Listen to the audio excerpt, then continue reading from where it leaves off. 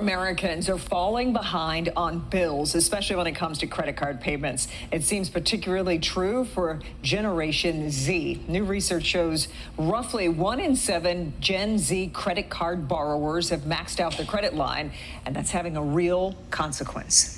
Visa holds the record for all-time largest U.S. IPO. Visa raised $17.86 billion. That rate's probably 3, 4, 5x what you're paying on your mortgage or car loan. So definitely you want to be paying down the credit card debt. American Express, which made $2.3 billion in profit last quarter. Capitalism's so evil, though. Yeah. American Express. Earnings per share, we're expecting $1.30 on the street, revenue of $8.36 billion. Ever wondered why Visa ads have been popping up so much on your social media feed lately? One sentence, $1 billion marketing budget, which is a lot more than the $736 million spent on network and processing, their primary services. Even gone as far as featuring their ads on the Super Bowl, the Olympics, and even a James Bond special commercial. You should use a Visa check card. It automatically deducts from your checking account everywhere Visa's accepted. See, tomorrow never dies. And that's just the tip. A tip-top tip? In 2023 alone, Visa processed over $212 billion in transactions, profiting the company $33 billion in net revenue. Come to think of it, they neither have a product to sell, they act as a conduit for an exchange to occur. But there's more to the story. Like Walmart once said, credit card companies make more of each transaction at its store than Walmart does. And now, they're ruthlessly aiming for this generation, the Gen Zs. My HDB is around 300,000, and for my school loan, I'm left 15,000, and it will just cut down automatically in my credit card. Labeled as the financially savvy generation, Gen Zers accounted for 60% of the massive inflow of new customers in the credit card company, American Express. This inflow contributed to the 25% rise in share of American Express. And I think what we've learned is, how do we become generationally relevant? This video will take you down the rabbit hole of the cunning empire built by these opportunistic credit card companies, how they drive more and more debt on the average Americans, the current young and in debt state of Gen Zs, and finally reveal who gains and who loses from credit card transactions. And we have what we call member get member, where a member can acquire another member and they'll get a reward for doing that. Back in the 50s, credit cards were more like dog tag style metal plates, exclusively used by the members of the First Diners Club. The idea was for its members to eat freely at restaurants, and the bill would be sent to Diners Club. The cardholders would be required to pay their bills in full at the end of each month to the club. Now, almost everyone has access to a credit card, and it was done intentionally. You see, the US has been regarded as a consumer economy, one that is easily moved and purchases goods after seeing one advertisement. And the credit card companies are banking on this newfound habit of everyday Americans. I get told off by old ladies about, you're spending too much money. I mean, that's my concern, not anyone else's concern. Where I'm heading has got to do with me. It's got nothing to do with anyone else. It's my bill, it's my debt, I'll deal with it. And if I can't afford it, I'll just, go bankrupt. Psychologists call it payment coupling. As humans, you won't worry about ordering an expensive prawn dish in a restaurant if you pay via credit or prepaid card, unlike cash payment. This is because credit card payments provide a sense of delay in the financial impact until a later date, making the purchase feel less immediate and painful. But on the other side of the purchase is a system put in place to make money at every swipe. The system of a credit card purchase is structured for the flow of money between 4 endpoints.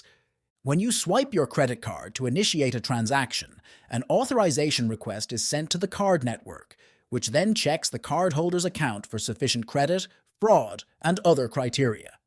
Upon successful authorization, the credit card issuer provides the money for the purchase as a short-term loan.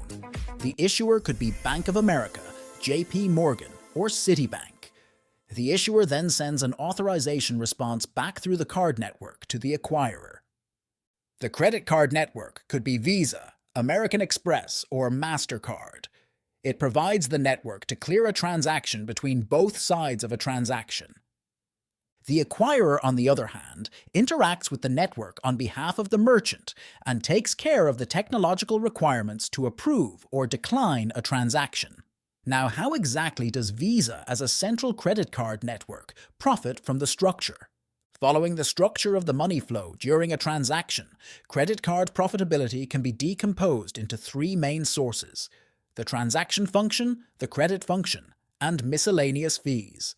The main source of revenue for the transaction function is interchange, which is the network fee paid by the acquiring bank to the issuing bank. These fees are charged as a percentage of each transaction amount facilitated across a payment network. Usually varying between 1 to 3%, the fee is dependent on the volume of transactions as well as the quality. However, interchange income, which is supposed to be the main source of income, only accounted for 32% and 3% of the total net revenue for American Express and Barclays respectively in 2019. The remaining 68% came from the company's credit function. Interest is charged to consumers when they carry a balance on their card, and similar to the interchange fee, interest rates change over time depending on the customer's creditworthiness and market conditions. So, you buy your card, they profit. You swipe your card, and they profit. You pay back your credit balance, and they profit as well. The typical consumer needs to be made aware of the full ramifications of paying for goods and services by credit card. What most consumers are unaware of is that their decision to pay by credit card involves merchant fees, retail price increases, a non-trivial transfer of income from cash to card payers, and ultimately a financial transfer from low-income to high-income individuals. At every single turn they profit, but no, it is for your benefit, right? Hold on to that thought. Credit card debt. Tomorrow I may buy myself a dining room set or this Boba Fett. Credit card debt, credit card debt, credit card debt. The call report data on total U.S. credit card transactions indicate that total credit card spending by businesses and the government is about equal to consumer credit card spending. This brings a lot into focus. The fact that the credit card spending of consumers and businesses are nearly equal makes one wonder, what hand do credit companies have in influencing more consumer spending? Let's find out. Gen Z are regarded as the most financially savvy generation and are considered to take control of their finances as early as the age of 13 than any other generation. What happened for us is that we realized that going after millennials and Gen Z was a key thing for us. We used to go after them with a no-fee card, but a no-fee card didn't have a lot of benefits. That's why you paid no fee for it. And so what millennials and Gen Zs and what we realized was that they wanted access, they wanted experiences, they wanted to get special privileges. And when you Research from Zopa has found that a third of Generation Z already have savings that amount to more than £1,000, and they're also the least likely generation to have any form of debt. And the data backs this. 72% of Gen Zers are stressed about finances, and 89% feel empowered while planning for their financial future. 60% have a savings account, 54% have a checking account, yet only 41% have a credit card. And the aim of these credit card companies is to make the percentage rise from 41 to 100. And when you look at the cards that are really out there for millennials and Gen Z, which is the gold card and the platinum card, they want this card because it helps them live their lives. And a platinum card holder who's spending, $695 and maybe getting $1,400 of value, it's a no-brainer for them. A no-brainer. That's their selling point. Make their service so attractive that one doesn't question the idea of purchasing. To do this, American Express changed its marketing strategy to focus on millennials and Gen Zers. The Platinum Card, which costs an annual fee of $695, provides exotic privileges that were previously inaccessible, like $240 in credit for streaming platforms, discounted hotel stays, increased Walmart Plus credit, Uber Eats, and airline fee credit. An incentive to spend more money from which they too will make more money. This strategy saw a rise in American Express shares by 25%, with a significant rise in new accounts, of which 60% are Gen Zers and millennials. If you go back 4 or 5 years ago, they now spend twice as much as they did 5 years ago on that card because we're growing with them as they grow through their lives. The other thing is the average life we predict for these millennials will be over 20 years. So in other words, the lifetime value of a millennial is huge versus someone who is 50, 60. Yeah, that's not all. They went a step further to ensure their game was caught. A survey in 2018 showed that 1.3 million businesses preferred Visa and MasterCard to American Express. And this is understandable. You see, from the onset, American Express has been known to charge higher interchange fees to merchants compared to Visa and MasterCard, and its target market consisted primarily of premium customers, offering rewards and benefits that appeal to high-spending consumers and businesses. But this gap is rapidly closing.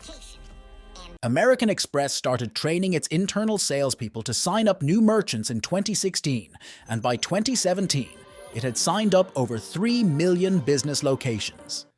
To complete the market takeover, American Express is offering incentives of up to $450,000 to merchants to begin accepting its credit cards.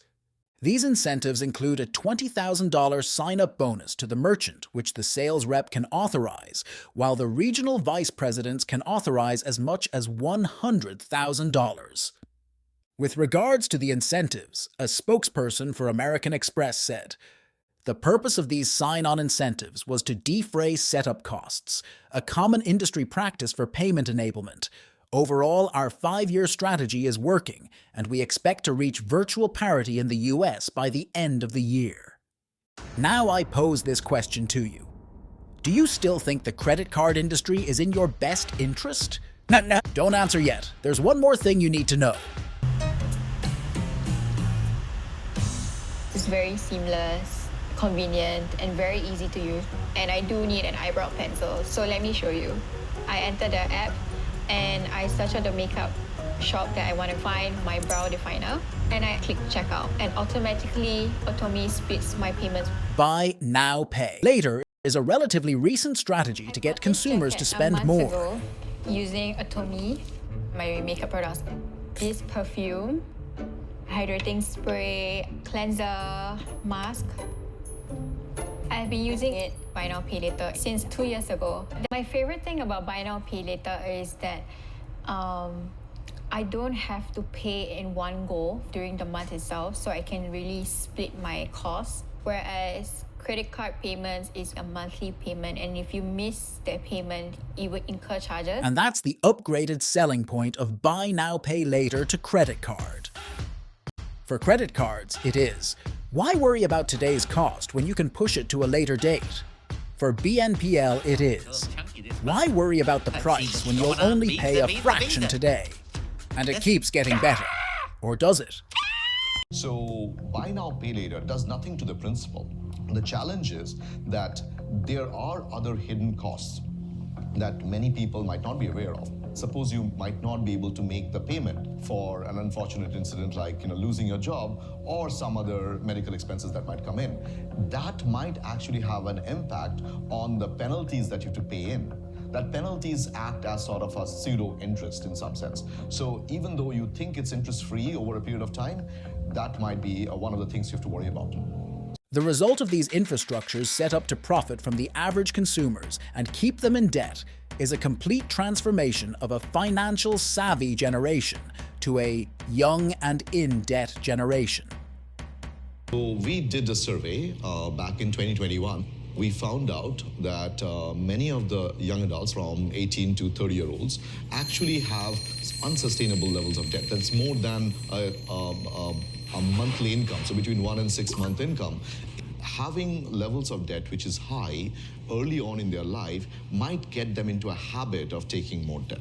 In 2021, when the COVID measures were starting to be lifted, inflation picked up a little bit, and when the economy started to open up completely, of course, inflation has risen even further from there, and we're running around about 5, 6, and we've seen a print of even 7%. The young generally don't have that much income. Some people might have to resort to borrowing, unfortunately. Inflation, credit card debt, and interest rates. What do these three have in common? Money supply. Inflation is the increase in price over a period of time. It reflects the decrease in the purchasing power of a nation's currency, where each unit of currency buys fewer goods and services than before. Moderate inflation of about 2 to 3% is a normal aspect of a growing economy, but high is a bad indicator for the economy and can lead to economic instability. In an attempt to curb the effect of increased inflation, the Federal Reserve raises its benchmark federal fund rate and the interest rate. This limits the money supply available for purchases and loans and ultimately encourages savings. In short, if making monetary policy is like driving a car, then the car is one that has an unreliable speedometer, a foggy windshield, and a tendency to respond unpredictably and with a delay to the accelerator or the brake. Former Federal Reserve Chair Ben Bernanke.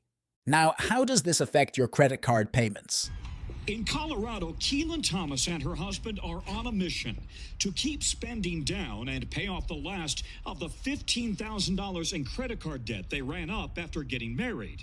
We want to be able to buy a house, and we don't have a house yet, and we are in our 30s, and that's hard, but it's because we made the choice to use the credit cards thinking that we'd be able to pay it off easily.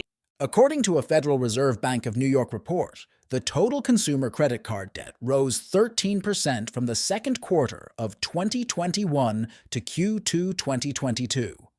Consider your credit card's interest rates as the cost of borrowing money. If inflation is high, interest rates are increased, and likewise, your credit card company will also increase the interest rates on your cards at any point as long as they provide notice. And maxing out those cards can quickly torpedo a person's credit score. In fact, the ratio of balance to credit limit is the second most important factor in FICO's score calculation. Right now, the average credit card interest rate sits at a staggering 20.66%. Despite all that has been explained, the strategies and techniques used by these companies to keep you spending. Online doesn't really help because everyone is promoting everything. They're making it too easy. Yeah, and it's like tempting for you to shop more. It's an addiction, I would say, the unnecessary spending. Credit card companies aren't the only ones to blame. A good amount of the blame should be attributed to the consumers. Yes, back in the day, these companies used extreme tricks to trap their customers. For example, double-cycle billing calculated interest on both the current balance and the previous month's balance, leading to higher interest charges. Or the bait-and-switch trick, where one set of terms and conditions was promised during the application process, only to be changed after the customer signed up. Luckily, all these and many more were outlawed, leaving you susceptible to the pull of a perfectly designed marketing campaign. And given that they are ready to spend over $1 billion on such campaigns, you will need a strong will not to succumb. In some cases, the problem is not that the banks are out to steal your money or that the system is rigged against you. It is that you can't admit to yourself that you have a self-control problem and figure out a way to solve it. As Bill Hardikoff, the CEO of Lowcard, said, credit cards can actually be extremely beneficial if you use them correctly. But you first have to fully understand what industry you are getting yourself into and answer the question for yourself. Who gains and who loses from your credit card transactions?